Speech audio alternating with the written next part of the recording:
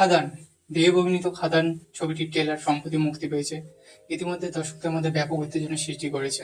এই মুভিতে দেব এবং জিৎ সেনগুপ্তের জুটি আরও একবার পর্দায় ফিরছে।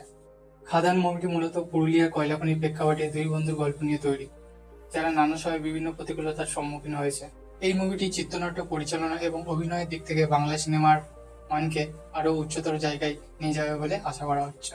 তবে খাদান মুভিটি দক্ষিণ ভারতের সিনেমার সাথে টক্কর দিতে পারবে কিনা এই নিয়েও কিন্তু আলোচনা হচ্ছে। দক্ষিণ ভারতের সিনেমাগুলি যেমন সাল্লার, কেজিএফ, তবে তারা বিশাল বাজেট, অ্যাকশন থ্রিলার এবং উৎকর্ষতার জন্য ভীষণভাবে পরিচিত।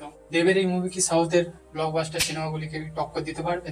তা শুধু এখন সময়ের অপেক্ষা। তবে দেবের জনপ্রিয়তা এবং খাদানের শক্তিশালী গল্প অবশ্যই বাংলা সিনেমার মানচিত্রে একটি শক্তিশালী সংযোজন হবে বলে মনে করা হচ্ছে। এখনো পর্যন্ত খাদানের ট্রেলার দেখে মনে করা হচ্ছে যে এটি বাংলা সিনেমার জন্য একটি মাইল ফলক হতে পারে।